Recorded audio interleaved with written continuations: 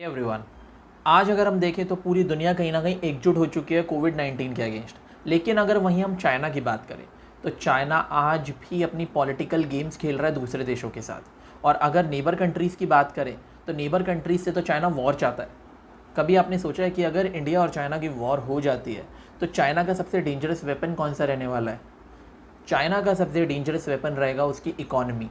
ऐसा मैं इसलिए कह रहा हूँ क्योंकि चाइना का अगर हम रिसेंटली जीडीपी डेटा देखें, जीडीपी ग्रोथ डेटा, तो चाइना इकलौती ऐसी कंट्री थी जिसका जीडीपी ग्रोथ डेटा पॉजिटिव आया। इवन यूएस का भी जीडीपी ग्रोथ डेटा नेगेटिव था, लेकिन चाइना इकलौती ऐसी कंट्री थी जिसका जीडीपी ग्रोथ डेटा पॉजिटिव आया। तो हम सोच सकते हैं कि चाइना अभी कहाँ स्टैंड कर रहा है। अपार्ट फ्रॉम दिस, आपने देखा होगा कि चाइना कहीं ना कहीं अपनी छोटी कंट्रीज़ को या फिर अपने से कमज़ोर कंट्री के ऊपर बहुत ही ईजिली डोमिनेट करने लग जाता है। कभी आपने सोचा ऐसा क्यों है? ऐसा इसलिए है क्योंकि उन कंट्रीज़ को चाइना अपने डेट ट्रैप में फंसा लेता है। डेट मतलब कर्जा, कर्जे के ट्रैप में उन्हें फंसा लेता है हर तरीके से। और आज की वीडियो में हम इसी डेट ट्रैप को डिस्कस करने वाले हैं। अब आप चाइना के डेट ट्रैप को इस तरीके से समझिए। चाइना बेसिकली ऐसी कंट्रीज़ को पिक करता है जो कि वर्ल्ड बैंक से लोन नहीं ले पाती हैं। वर्ल्ड बैंक उन्हीं कंट्रीज़ को लोन देती है जो कि उसकी रेगुलेशन और पॉलिसीज़ को फुलफ़िल कर पाती हैं। अगर कोई कंट्री फुलफ़िल नहीं कर पाती है पॉलिसीज़ को तो वर्ल्ड बैंक उन्हें लोन नहीं देता। बट चाइना क्या करता है, ऐसी ही कंट्रीज़ को पिक करता है जो कि पॉलिसीज़ फुलफ़िल नहीं कर पाती हैं और उन्हें लोन देना स्टार्ट कर देता है।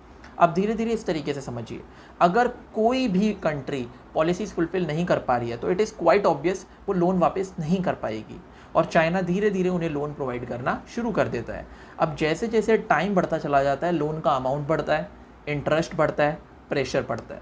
और जब वो कंट्री लोन वापस नहीं कर पाती है तो चाइना वहाँ पर जाकर अपने ऑपरेशन स्टार्ट कर देता है। अभी रिसेंटली एशियन कंट्री लाओस में भी ऐसा ही हुआ। चाइना ने प्रैक्टिकली वहाँ की इलेक्ट्रिसिटी ग्रिड पर कब्जा कर लिया है। अब सोच कर देखिए, किसी और कंट्री में चाइना इलेक्ट्रिसिटी किस तरीके से प्रोवाइड करनी है अब वो कंट्रोल करेगा। इसी तरीके से एक अफ्रीकन कंट्री है जिबूटी, वहाँ पर तो प्रैक्टिकली चाइना उस कंट्री को खरीद चुका है। चाइना ने अपना मिलिट्री बेस बना रखा है वहाँ पर। अपार्ट फ्रॉम दिस, चाइना अभी पाकिस्तान में इकोनॉमिक कॉरिडोर पर काम कर रहा है।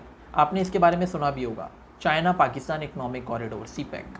अब यहाँ पर क्या हुआ है, चाइना ने इलेक्ट्रिसिटी प्रोवाइड करने के लिए उस कॉरिडोर में दो कंपनीज़ को काम दिया था।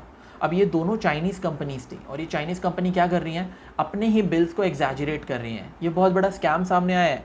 इन्होंने क्या किया, अगर कोई बिल 1000 रुपये का है तो वो क्या कर रही हैं, इस बिल को 1500 रुपये का दिखा रही हैं, अपने ही बिल्स को एग्जैजरेट कर रही हैं। Why, Dada? Why? This is business. This is my sweat. I know, but I did business. Shut up. तो अब आप खुद सोच कर देखिए, किसी भी कंट्री के ऊपर पहले लोन है, उसका इंटरेस्ट अलग, उसके बाद स्कैम्स अलग हो रहे हैं और उसके अलावा चाइना का प्रेशर अलग। अगर आप इन सब चीज़ों को जोड़ देंगे तो क्या होगा उस कंट्री के साथ? डिस्ट्रक्शन।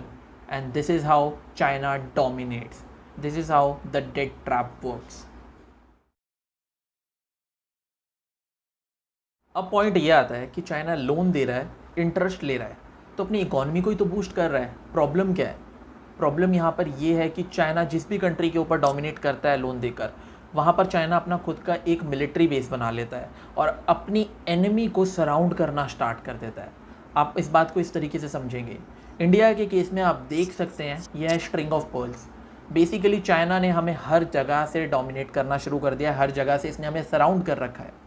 दो इंडिया के पास भी इसकी एक काउंटर स्ट्रेटेजी है, वो हम किसी और वीडियो में डिस्कस करेंगे, लेकिन मैं आपको ये दिखाना चाहता हूँ कि चाइना किस तरीके से अपनी इकोनॉमी को यूज़ कर कर अपने पॉलिटिकल माइलेजेस और अपनी मिलिट्री माइलेजेस को पूरी तरीके से अपने एजेंडा को प्रमोट करता है।